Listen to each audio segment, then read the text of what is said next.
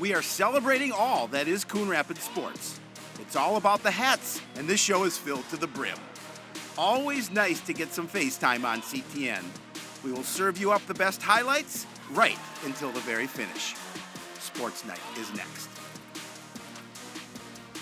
Hello, everyone, and welcome to Sportsnight. I'm Joe Young. And I'm Howie Shapiro, and we don't have a long show tonight. We've got a lot of things to talk about, but not a lot of videos tonight. Well, no, and it's funny because the last 2 weeks have been just so jam-packed. Yep. We had the preview show, and then, of course, last week we had one more preview, but we had 2 weeks of activities to get in.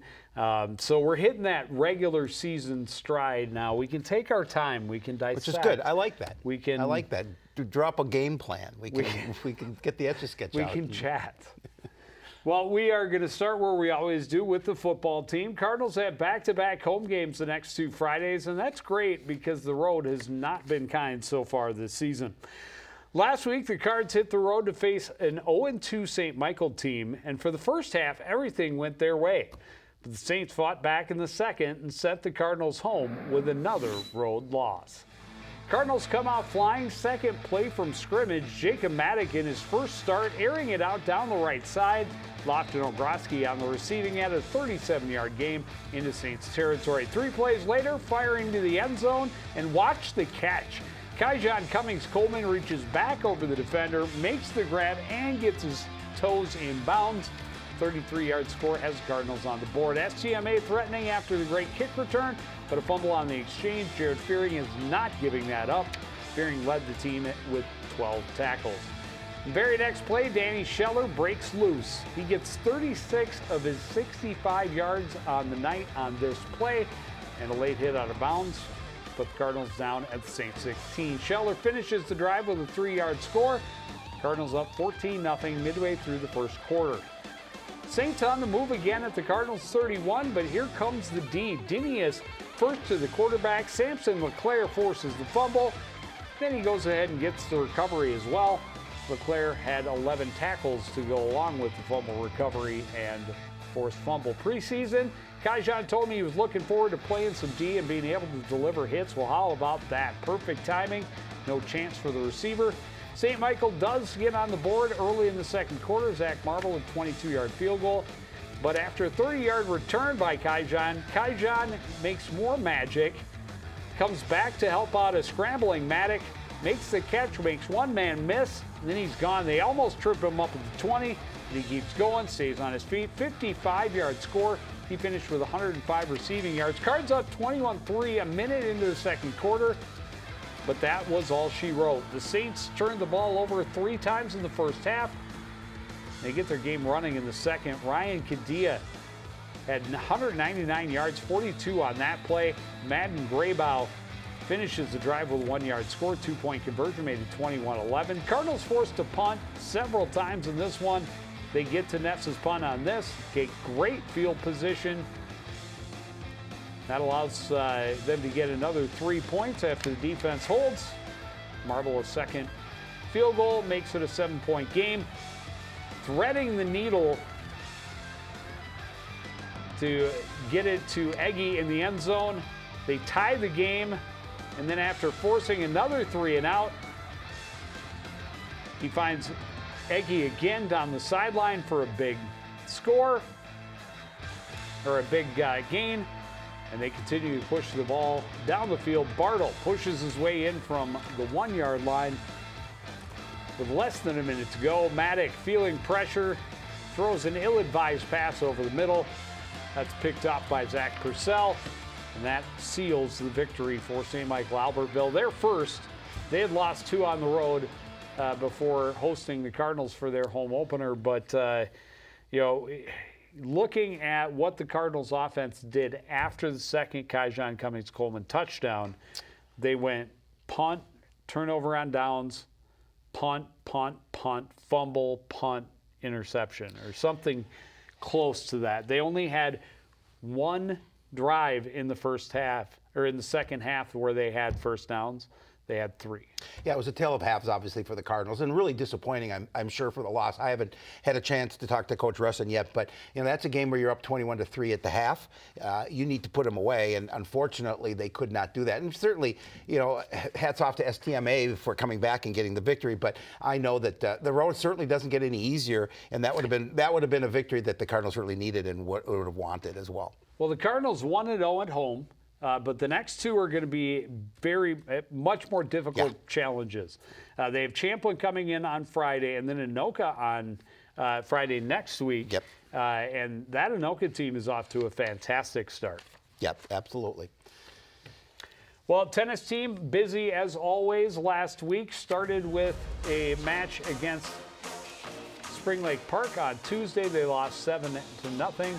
Gabby Newton kept it very close in the first set at first singles, but loses 5-7, 1-6. Everyone losing in straight sets. But there you see everybody getting at least a couple of wins. Well, the Cardinals were back home on Thursday, welcoming the Centennial Cougars to the Bob Pivot courts. The 2 teams had similar records, but the Cougars have had the experience and depth, and it paid off on dividends. We were there, the CTN crew, to highlight the action, the top singles and doubles court. You see singles, great start for Cardinal captain Gabby Newton. Newton, in her junior season, she has shown steady progress playing best players in the area. She was able to jump to a 3-1 lead in the first set against Centennial's Lauren Klein, but then Klein took over. Newton ends up with a loss, 3-6-0-6. We're going to move to doubles.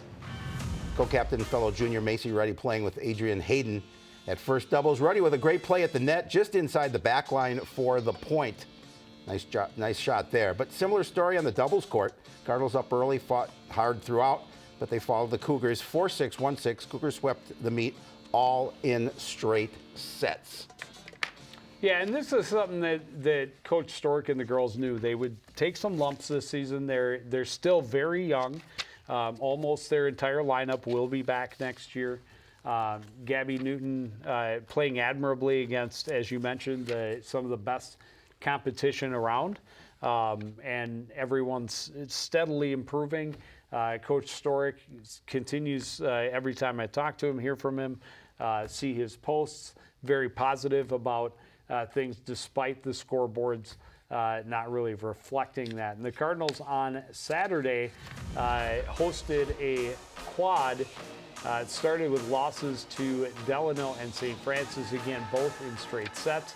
And then they decided, because they had just recently played Totino Grace, they would play a doubles match with Totino Grace, and the Cardinals lose all 5 doubles and all 5 in straight sets. So you see Newton with Ruddy at the top spot. And it's been a tough year for the tennis squad. It has, and it's interesting though when we see them have the doubles tournaments, what combinations he chooses, because a lot of times he will take girls or boys, depending on the season, right, who have played singles all year. If it gives them a chance to go further, deeper into a tournament bracket, they may play doubles with one of the top doubles players. So it'll be interesting to see as we get to that part in the season, and it's not too far off. No. Tennis team has only got a couple weeks left of their regular season. Volleyball team last week started with a win over Park Center. It was a long time coming, 6 straight losses before this one for the Cardinals. And they lost the opening set, close one, 25-23 to the Pirates. But then they responded with 3 straight, 19-20, and a decisive 25-12 win in the 4th set.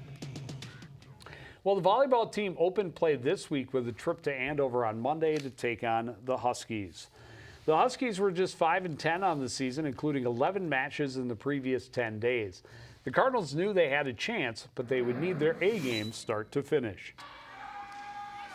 Cardinals kept themselves within striking distance through most of the first set. They take advantage of a weak pass across by Andover here, set it up for Jersey Robb on the left side, and she leaves no doubt. 14-12 Huskies at that point. But Andover has a lot of weapons, and they were all firing against the Cardinals. They attack with Madeline Swanson on the right side. Huskies able to pull away for a 25-17 win in this first set. Andover able to build the lead earlier in set number 2. Cardinals with a solid serve receive here, setting up Bella Nelson for the kill. Unfortunately, they couldn't score in streaks, the Cardinals. Meanwhile, the Huskies were rolling. Morgan Miller with the punch over the top for the point. Andover cruises in the second, 25-9. Third set, another close one early on. Another Jersey Rob attack on the left side. That kill keeps the Cardinals within 2. But in the end, Andover is just too much. This time it's Allie Deneke hammering it home from their left side. Nothing but floor. Huskies sweep up with a 25-16 win in the third.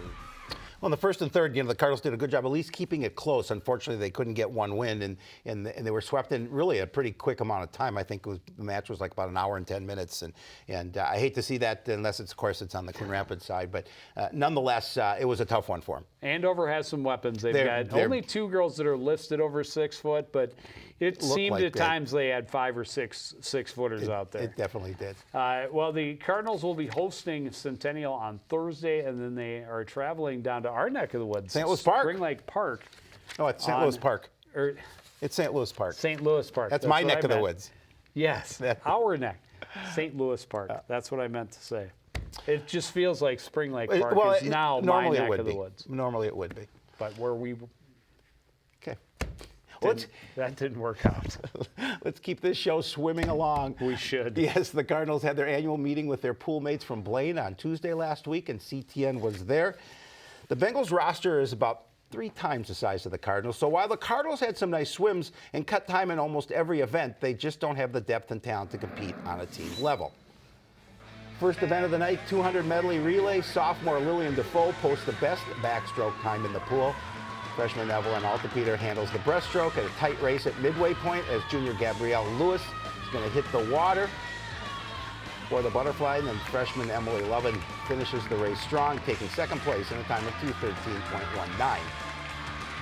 Not many podium finishes for the Cardinals, but Lovin will grab one in the 100 butterfly. Third place with a time of 1:17.75, almost 4 seconds faster than her listed seed time. And a great finish to hold off the blade swing. Absolutely. We'll move to the Joe's favorite, the 500 free.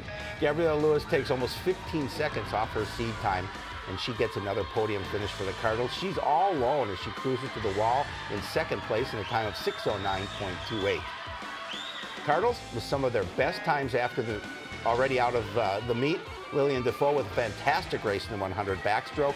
It's tight all the way to the wall, but she out-touches the Blaine swimmer to get the win in a time of 1:08.99. Then in the second to last event of the night, it's Evelyn Altepeter taking second in the 100 breaststroke in a time of 1:23.90. The Cardinals are going to lose this one 94-69, but still had a lot of success to celebrate as you see her finish there. Yeah, it was great to have Doug Donaldson there to help in your absence, and he has such a wealth of knowledge.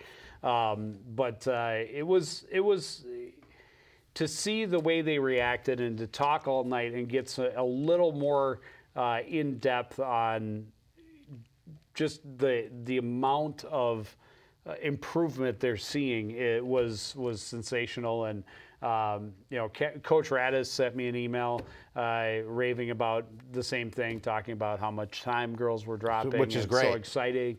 How excited they were with those meet results, and then to get those first and second place finishes late in the meet, even though the meet had already been decided. Right. Means good things for those swimmers, of course. A couple of top girls, those veterans that have been the leaders, they do have a legitimate chance to advance past sections, and so they're really helping these young girls get up to speed quickly. And the big challenge for the program, as it has been for the last couple of years, is to get more girls in the pool. Yep, without a doubt. 20, it's pretty hard to be competitive when there are 3 times as many athletes on the other side of the competition. They host Anoka on Thursday. They're at Rogers next Thursday.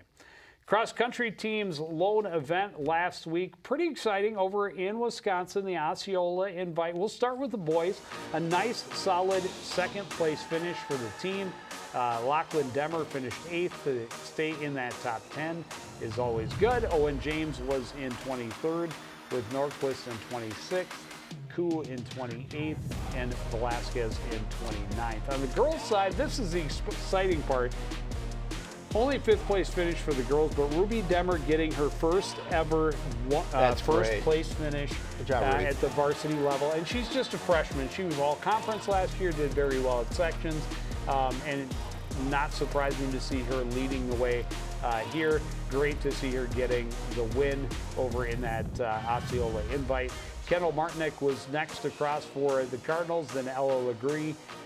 Fuller was in 45th place, and Barnes was in 52nd.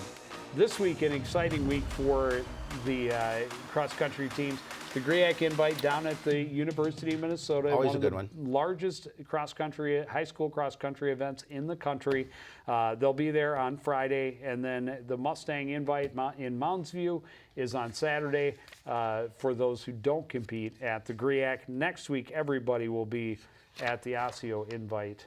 I believe that's on Thursday next week. Excitement all the way around, all over the place. You bet. Let's talk about the boys soccer team. They did not lose last week. Woo-hoo. They started with a game against Osseo, and despite some good efforts, came up empty. Luke Rising, 13 saves to get his second consecutive shutout, and but they finished with a scoreless draw. And then on Thursday, they beat Andover 2-1. Both of those contests on the home field.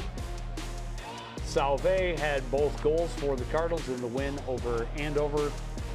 They have now won 2 and tied 1 in their last 3. Yeah, 2, 3, and 2. Not too bad. Well, and let's not go to the very beginning. Let's call them 2-0 and 1 in the last 3. All right, let's do it. How about that? I like that better.